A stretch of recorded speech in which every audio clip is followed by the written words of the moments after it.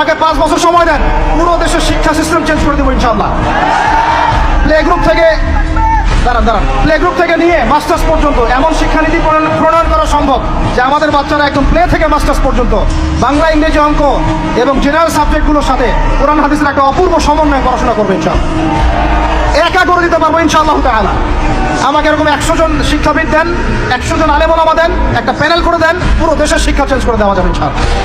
যাদেরকে রেখেছেন এদের মাথায় গোবর আছে, যাদেরকে রেখেছেন এদের মাথায় টাটকা গোবর আছে। বইপত্রগুলোর অবস্থা দেখেছেন? বইপত্রগুলো ঘাটাঘাটি করেছেন? সমকামিতা প্রমোট করছে আমাদের দেশের মধ্যে, ট্রান্সজেন্ডার প্রমোট করছে আমাদের দেশের মধ্যে, আমাদের বাচ্চা কাচ্চা কচি কাঁচা বাচ্চাদেরকে শারীরিক শিক্ষার নামে যৌন শিক্ষা দিচ্ছে। এগুলো আমাদের মুসলমানদের শিক্ষা? এটা চলতে থাকলে দেখবেন অচিরেই কোনো মানুষ বাচ্চাদেরকে স্কুলে পাঠাবে না, এটা অনুচিত হয়ে যাবে। তখন কি হবে? কোটি কোটি স্কুল, কলেজ, বিশ্ববিদ্যালয় খা খা করে পড়ে থাকবে, কেউ পাঠাবে না ওখানে। তখন মাদ্রাসা থেকে মানুষ ঝুঁকবে আরো বেশি। আমি তো চাই, আমি তো দাবি জানাই উপরের লেভেল থেকে এমন একটা শিক্ষা ব্যবস্থা প্রণয়ন করা হোক যাতে আমার মাদ্রাসা করার প্রয়োজনই না হয়। ওই সিস্টেম রাষ্ট্রভাবেই পড়ানো হবে ইনশাআল্লাহ। আপনি মালয়েশিয়ার দিকে তাকিয়ে দেখেন, আপনি এই যে ওয়েস্টার্ন কান্ট্রির মধ্যে অনেক কান্ট্রি আছে, অস্ট্রেলিয়ার মতো জায়গাতে আছে, ব্রিটেনের মতো জায়গাতে আছে, কোনো কোনো ক্ষেত্রে আপনি লেবাননকে দেখেন, ইয়েমেনকে দেখেন, জর্ডানকে দেখেন, কাতারকে দেখেন, সৌদি আরবিয়াকে দেখেন, অনেক কান্ট্রি আছে। ভালো কাজের তো প্রশংসা করতে দোষ নাই, দোষ আছে? এমনকি অনেক পশ্চিমা কান্ট্রিতেও একদম উপর লেভেল থেকে ইসলামিক সিলেবাস প্রণয়ন করা হয়েছে।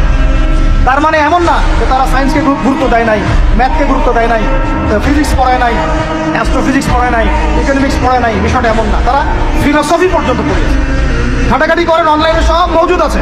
এমন শিক্ষানীতি প্রণয়ন করা সম্ভব একদম প্লে থেকে নিয়ে মাস্টার্স পর্যন্ত। আমার ছেলে ইমামতিও করবে, এদিকে বিমানও উড়াবে ইনশাআল্লাহ।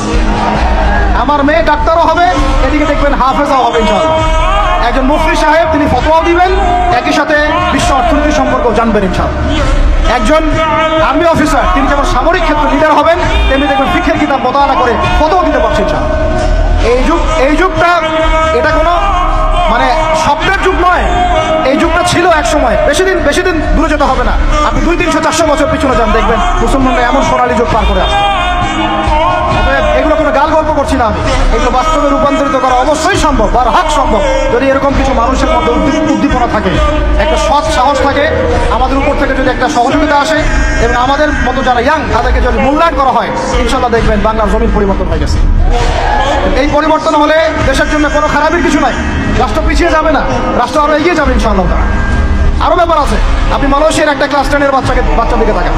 ক্লাস 10-এর একটা বাচ্চা কোনোদিন মাদ্রাসায় যাই নাই, স্কুলে পড়েছে, কিন্ডারগার্টেনে পড়েছে, রাষ্ট্রীয় সিলেবাসে পড়েছে, মাত্র 10 থেকে 12 বছর পড়াশোনা করে ও এখন এদিকে এসএসসি এইচএসসি লেভেলেও চলে গেছে, ও লেভেল 11 পরীক্ষা দিয়েছে, এদিকে সে ইমামতি করার যোগ্যতা অর্জন করেছে।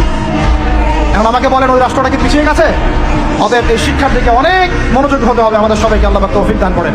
আমরা যদি এখন এগুলোর বিরুদ্ধে গঠনমূলক কথা না বলি, গঠনমূলক প্রতিবাদ না করি এবং আমাদের রাষ্ট্রপ্রধানদেরকে না বোঝাই, তাহলে অনেক দেরি হয়ে যাবে। আজকে থেকে 20 বছর আগে ইহুদি খ্রিস্টানরা পরিকল্পনা করেছিল এই টিকটক প্রজন্ম গড়ে তোলার জন্য, তারা আজকে সফল হয়েছে। এবার আমরা যদি এখন চুপ করে থাকি, আগামী 20 বছর পর আপনি দেখবেন আরেকটা প্রজন্ম আসছে, এরা মানুষের সালাম পর্যন্ত দিবেন। দেখে নিন, 20 বছর লাগবে না, 5টা বছর যাক, তারপর দেখেন কি পারে আল্লাহ। এরা কি এখন বাসায় ঢুকে বাবা মাকে সালাম দেয়? কারণ কোনো প্রতিষ্ঠান ওকে সালাম দেওয়া শিখায় নাই, স্কুলে না, কলেজে না, কোথাও সে সালাম দেওয়া শিখছে না। আসসালামু আলাইকুম ওয়া রাহমাতুল্লাহি ওয়া বারাকাতুহু বিশুদ্ধ করে বলতে পারছে, বিশুদ্ধ করে বলতে হবে না? অর্থ আছে না? এর একটা তাসবিহ আছে না? এগুলো তো আমরা গুরুত্ব দিচ্ছি না। এমন প্রজন্ম গড়ে উঠেছে অলরেডি যারা এখন পিতা মাতাকে সালাম দেয় না, পিতার সাথে ঝগড়া করে, মায়ের সাথে মায়ের গায়ে হাত তুলে, সম্পত্তির জন্য মাকে হত্যা করে, সম্পত্তির জন্য বাবার গায়ে হাত তোলে। ওই দিক থেকে মাস্টার ডিগ্রি পাস করে আসে ব্রিটেন থেকে, অক্সফোর্ড থেকে, কেমব্রিজ থেকে আইসা এদিকে প্রফেসর হয়েছে বিভিন্ন বিশ্ববিদ্যালয়ে, বাবা পড়ে আছে বৃদ্ধাশ্রমে। কতগুলো এক্সাম্পল নেবেন? এগুলো আমি কি গাল গল্প করছি? আমি কোনো গাল গল্প করতে এখানে আসি না, এগুলো বাস্তবতা। আপনার কাছে মনে হচ্ছে পুরো বিশ্বের শিক্ষা খুব উন্নত, বাহ্যিকভাবে বস্তুবাদী ক্ষেত্রে উন্নত, মঙ্গলে যাচ্ছি, চাঁদে যাচ্ছি, স্যাটেলাইট পাঠাচ্ছি ইত্যাদি, তো এগুলো বস্তুবাদী উন্নতি। আদতে কি হচ্ছে দেখেন, নীতি নাই, শিক্ষা অর্জন করার পর নৈতিকতা নাই, চরিত্র নাই, সালাম কালাম নাই, ধর্মভীরুতা নাই, আমানতদারিতা নাই, একজন একজন ডক্টর, সে মাশাআল্লাহ ডক্টর হয়েছে, হওয়ার পরে এখন সে দেখছি কসাই হয়ে গেল। তাহলে কোন শিক্ষাটার ঘাটতি হলো? নীতি, নৈতিকতার, ইসলামের ওই বুঝটা নাই, পরকালীন কনসেপ্ট নাই। একজন ইঞ্জিনিয়ার মাশাআল্লাহ, আপনি theta sine theta cos theta সব তো বুঝেন মাশাআল্লাহ, আপনি একজন আর্কিমিডিস থেকে শুরু করে পিথাগোরাস সব পড়ে ফেললেন, কিন্তু ইঞ্জিনিয়ার হয়েও আপনি চোর হলেন। তাহলে কোন শিক্ষার অভাব হলো বলেন?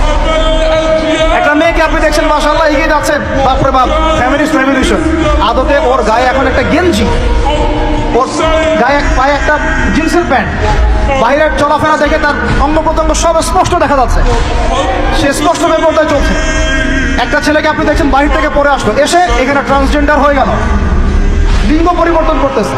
ছেলেপেলেকে দেখছেন এখানে ডিগ্রি অর্জন করেছে, কিন্তু মাদক ছাড়তে পারছে না, মেয়েদের সাথে জেনা ছাড়তে পারছে না, সমকামিতা ছাড়তে পারছে না। শিক্ষার সংজ্ঞাটাই বা আসলে কি? তাহলে সংজ্ঞাটা কি? এডুকেশনের সংজ্ঞাটা কি আমাকে বলেন? শিক্ষার মূল সংজ্ঞাটা কি? আমরা কি এই বিশ্বের মূল শিক্ষা ব্যবস্থা কি মুসলমানরা গড়ে দেয় নাই? একটা বই কিনেন বাসায় গিয়ে, যে এই বিশ্বের 1000 সেরা আবিষ্কার, ওখানে দেখবেন সবগুলো মুসলমানদের নাম আছে না নাই? আপনি যে ল্যাপটপ চালাচ্ছেন, অ্যালগোরিদম কে দিয়েছে? হিন্দু ভাইরা দিয়েছে, খ্রিস্টান ভাইরা দিয়েছে। আমি বোঝানোর জন্য ভাই বলছি, বৌদ্ধ ভাইরা দিয়েছে, ইহুদিরা দিয়েছে, এরা দেয় নাই। কারা দিয়েছে? মুসলিমরা দিয়েছে। আপনি যে মেডিকেল সায়েন্সের কথা বলছেন, মূল জিনিসটা কে দিয়েছে? মুসলিমরা দিয়েছে। রক্ত সংবহন তন্ত্র কারা আবিষ্কার করেছে? মুসলিমরা। আপনি জাবির ইবনে হাইয়ানকে ছাড়া আপনি কেমিস্ট্রি পড়াতে পারবেন না। ইবনে রুশদ, ইবনে সিনাকে ছাড়া আপনি মেডিকেল সায়েন্স আগাতে পারবেন না। আপনি ইবনে রুশদ ছাড়া এই যে আমরা পাটিগণিত, বীজগণিত, জ্যামিতি, ত্রিকোণমিতি, পরিমিতি করে আপনি পড়তে পারবেন না। আমরা তো জেনারেল লাইন পড়েছি, আমাদের সাথে বসেন, এগুলো হয়তো সবাই আপনাকে বোঝাতে পারবে না। জ্যোতির্বিদ্যা যাচ্ছেন, আপনি অ্যাস্ট্রোনমিতে যাচ্ছেন, অনেক কিছু করছেন, আপনি মুসলিমদেরকে ছাড়া এক পা আগাতে পারবেন না।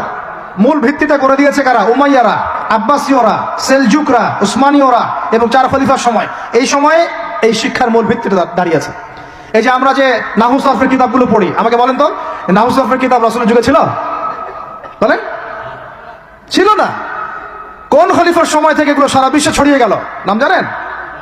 আলী ইবনে আবি তালেব। কি নাম? আলী ইবনে আবি তালেব। আরবি ব্যাকরণের পুরো ভিত্তি দিয়ে দিয়েছেন তিনি, লুকা দিয়ে দিয়েছেন, কায়দাগুলো দিয়ে দিয়েছেন। এখন সারা বিশ্বের মানুষ আরবি পড়ছে, আরবি বুঝতে পারছে, ব্যাকরণ বুঝতে পারছে, কোরআন নিয়ে গবেষণা করতে পারছে। প্রত্যেকটা সেক্টর, ধর্মীয় অঙ্গন বলেন, অর্থনীতি বলেন, জ্যোতির্বিদ্যা বলেন, কেমিস্ট্রি, ফিজিক্স যাই বলেন, মুসলমানদের কাছে লাগাতে পারবেন না। তাহলে আমরা যে যুগে ছিলাম সেখানে কি ফিরে আসা যাবে না? সম্ভব না। তাহলে প্রয়োজন কিসের? প্রয়োজনটা হচ্ছে, আমি জেনারেল শিক্ষার বিরোধী নই, কোশ্চিনকালেও নয়। জেনারেল শিক্ষা থাকবে, ইংরেজির প্রয়োজন আছে, বাংলা অবশ্যই প্রয়োজন আছে, মুক্তিযুদ্ধ সংস্কৃতি আমরা জানবো, শিখবো, চেতনা ধারণ করবো, সব ঠিক আছে। আমরা সমাজবিজ্ঞান পড়বো, দর্শন পড়বো, সায়েন্স পড়বো, আর্টস পড়বো, কমার্স পড়বো, সব ঠিক আছে ভাই। মেডিকেল সায়েন্স পড়েন, ইঞ্জিনিয়ারিং পড়েন, কিন্তু কোরআন বাদ দিয়ে নয়,